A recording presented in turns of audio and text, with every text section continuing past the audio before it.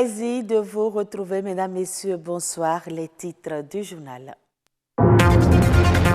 Demain, 25 décembre, c'est la fête de Noël. La plupart des parents se sont déjà organisés pour l'achat des cadeaux de Noël. Mais combien ont-ils dépensé cette année? On en parle. Période de fin d'année, période propice pour développer le marché de volailles, mais cette opportunité pourrait ne pas être bénéfique pour les éleveurs.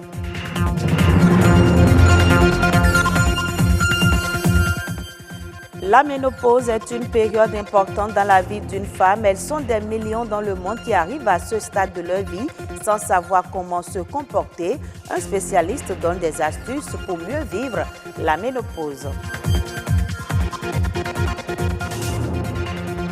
C'est la veille de la fête de Noël et pourtant le Père Noël continue de remplir sa hôte. Les stands de jouets sont achalandés, mais les clients se font un peu rares. Quelle cagnotte pour le Père Noël cette année? Reportage Evra Radani, René Arrossi. C'est la belle nuit de Noël. Je suis venu avec ma mère pour pouvoir payer des jeux. Comme c'est Noël, je vais payer des jeux pour ma petite sœur. Dans les rayons des grandes surfaces et autres magasins spécialisés, les jouets débordent et les décorations de Noël scintillent. C'est un moment très attendu par les enfants. Pour ma petite soeur, j'aimerais bien la payer des jeux de construction. Parce qu'à son âge, elle doit un peu développer son cerveau. Donc je pense que ça serait le meilleur type de jeu qu'on pourra la payer. Si moi je dois prendre des jeux, ça serait peut-être des jeux vidéo, les PS 2020 par exemple. Mais face à ces attentes, les parents ont des sueurs froides.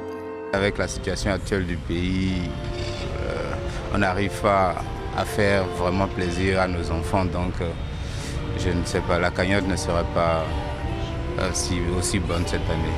Je suis venu prendre 2 petits cadeaux pour mes 2 filles. Donc comme c'est la fin de l'année, à l'école on leur a demandé de faire des petits cadeaux. Donc c'est pourquoi je suis là. La magie de Noël fait rêver, mais surtout, elle fait vendre. Pour ces professionnels, c'est un instant crucial pour faire des chiffres d'affaires. Rien n'est laissé au hasard, mais tout ne se passe pas comme prévu.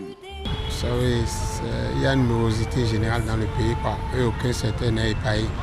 C'est le cas de notre secteur. Peut-être que cette année, bon, il y a un hic, quoi. Depuis l'année dernière, bon, il y a beaucoup d'établissements qui ne force plus les enfants à amener nécessairement des cadeaux pour la fin de fête d'année. Et ça a joué énormément sur nos activités.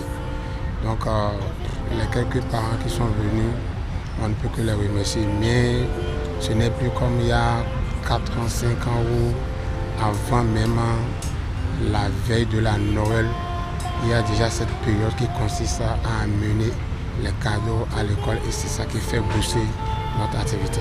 Nous avons les poupées pour les filles, les voitures télécommandées pour les garçons, les ordinateurs également. Bon, au début, ils ne venaient pas comme ça. Mais à l'approche de la fête maintenant, ils viennent nombreux pour payer les jouets. Noël, une fête magique, un instant unique où les petites affaires pourront devenir aussi belles qu'un conte de Noël.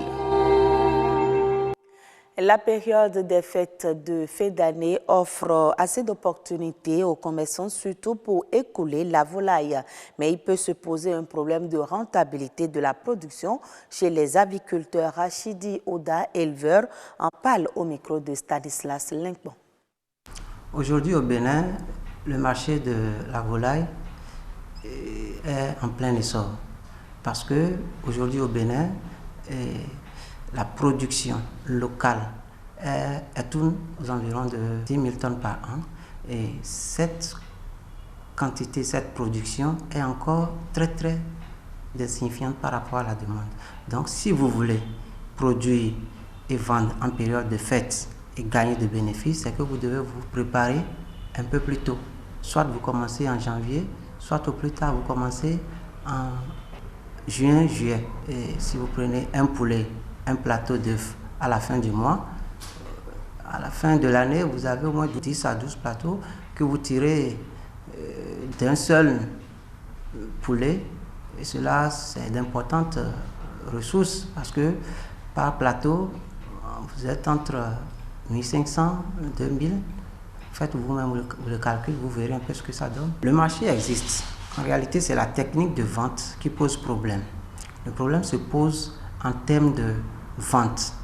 La politique que nous devons adopter, nous, en tant que producteurs, pour pouvoir écouler nos produits, que ce soit en période de fête ou non, cette politique-là, aujourd'hui, elle n'est pas encore convaincante.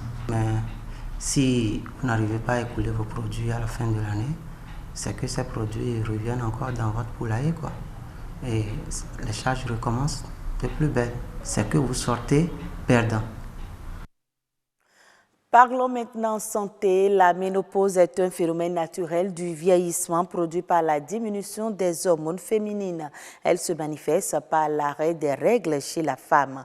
L'Organisation mondiale de la santé estime qu'en 2030, 1,2 milliard de femmes seront âgées de 50 ans ou plus, l'âge normal de la ménopause. Des millions de femmes arrivent chaque jour à ce stade vital de leur vie, mais toutes ne comprennent pas bien ce qu'est la ménopause et ses impacts sur la santé. Heureuse d'Anoudé pour le reportage. La femme cesse de procréer à un stade donné de sa vie. Ceci n'est pas volontaire, mais s'impose à son corps. Le phénomène normal, selon les gynécologues, est appelé la ménopause. Il faut dire que quand on parle de la ménopause, on distingue deux périodes. La période de la périménopause ou de la préménopause, qui dure environ 5 à 7 ans. Puis après survient la ménopause même, qui va se caractériser par l'absence des règles pendant une période de 12 mois successifs. Quoique normale, la ménopause surprend toujours la femme. La nécessité de savoir reconnaître les signes avant-coureurs reste donc de mise. Alors, en quoi consistent ces signes? Le premier signe qui amène souvent les femmes à consulter, c'est les bouffées de chaleur. La femme va commencer à ressentir des bouffées de chaleur qui vont la prendre vers l'abdomen, vers le thorax, qui vont remonter vers le visage.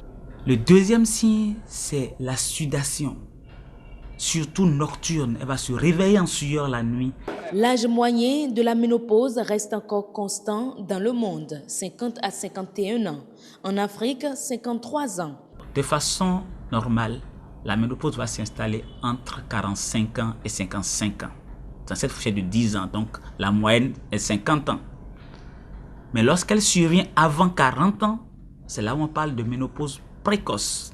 Mais je peux le dire aujourd'hui, ce qui nous gêne le plus au Bénin, c'est vraiment l'utilisation anarchique des médicaments induisant l'ovulation. Au Bénin, la précocité de la ménopause est encore moindre, certes, mais savoir vivre avec est la principale préoccupation de toute femme. Pour celles qui sont déjà ménopausées, les conséquences, c'est déjà, comme je l'ai dit, l'ostéoporose. Il faut prendre des aliments qui sont riches en calcium. Il faut avoir une activité physique régulière. Rien que la marche, déjà, ça peut aider. Il faut également penser à prendre, pour les femmes qui ne sont pas encore ménopausées ou bien qui le vivent difficilement, à prendre des aliments qui sont riches en phytoestrogènes. Et en les consommant, ça diminue un peu quand même les symptômes et améliore la qualité de vie. Traitée ou pas traitée, la ménopause reste un dilemme pour le médecin et pour la femme.